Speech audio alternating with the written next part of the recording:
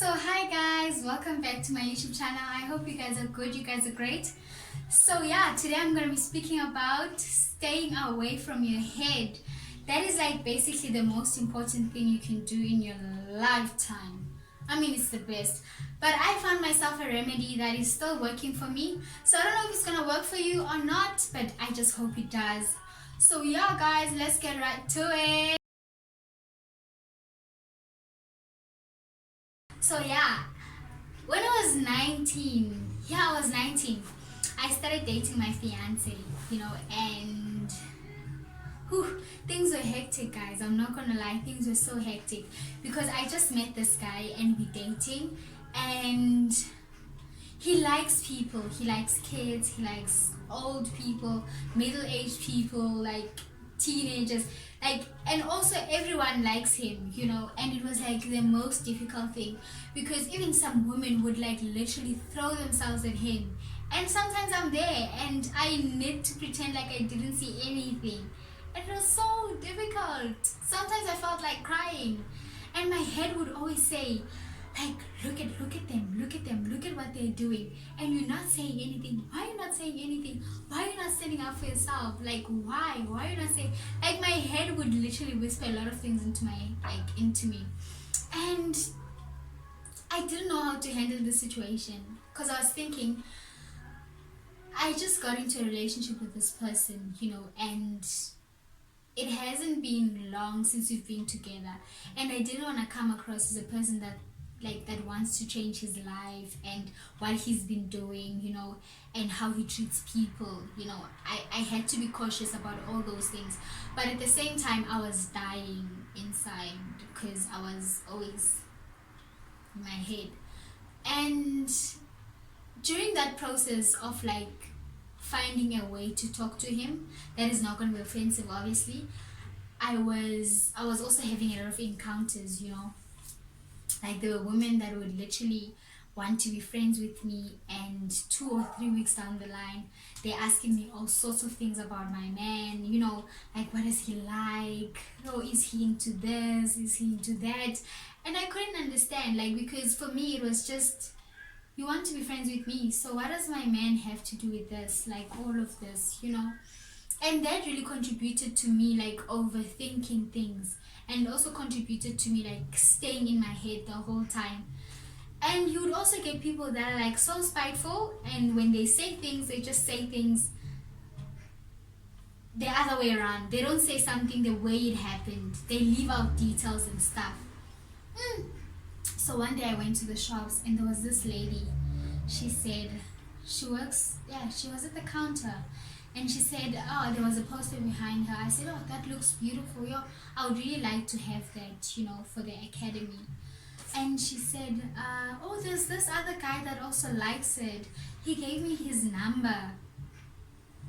And she said, look, I'm talking to this guy. And when I looked at this thing, it was like my man, and there was his profile picture. And it was not a sinister conversation, but the way she said it, it was like, yeah, there's also this man that wants it, and yeah, if it happens, I'm gonna give it to him. And I was just like, cool. And then I left, and then when I came home, I would have handled the situation different. I would have said, why are you giving people's numbers? What? I would have just blown things out of proportion. But I just asked, like what happened and who's this and stuff. And to my surprise, that woman knows that we are in a relationship. She was just doing it because she wanted to see like how I was gonna react. Lucky enough, I didn't give her the worst reaction. I just said, yes, I also want it, and that was it. And I can imagine, like, if I was someone else, or I had another sense of just responding, I would have said things that I would literally have regretted. So sometimes you get people that really want to get to you, and they would use your loved ones to get to you, and they would spin things to literally get to you. And it's not nice to be in a relationship and things just pop out the whole time. Like, there was this other time I was going to the shops, and this guy said to me, oh, you look so beautiful, I would really like you to be my wife. And I laughed about it, and then I went home. When I got home, I told my fiance, and he said, I'm just grateful that you told me, because imagine if I'm walking with you and this guy comes and says, "Hi, wife," or something like that, you know. And how would I explain that at that moment? No, I saw this guy the other time and he said he liked, oh, I'm beautiful and he would like me to be his wife. How do you explain that? Like, without feeling like you, not feeling completely, like without making it look like you were hiding it for a reason. How do you explain that? And especially at that moment, how do you explain it? It's weird. It's like difficult. So there were a lot of things that constantly made me stay in my head. I remember this other time my man and I went to the grocery shops, and there was this lady that said like she wants my guy to help her out with stuff and everything. And he did, like he's a people's person and he helped and stuff. But my head was saying, why is he helping? Like, why is he helping this lady? And when he came back, like he just said, you know, this is the same lady that said I must say hi to you yesterday. I said, oh, okay. So for me, like, there's sometimes people say it's not like it, like it. I don't know, what do I say? It's, what is that thing that they say? It's not how it looks, you know. And I've always asked like myself, how do you mean it's not how it looks? It's how it looks. But in actual fact, sometimes it's not how it looks, you know. It's more than that. Like it's just how you see it, like how your head wants you to see it and what your head is telling you versus how it is for real, you know, like how it is. And when you think about it, like when you constantly stay in your head, like it tells you things like you're not worth it, like you're worthless, and you can't make it, you can't do this. Like your head sometimes disables you, like not disabled, but it just tells you things that you don't want to hear from someone else. But the first person that judges you mostly is yourself, and your head does that very like the best. And for me, I think getting through all of those things was just accepting myself and really understanding that I'm in charge, you know. I'm in charge of my head. It's not in charge of me. It's my head, not the other way around.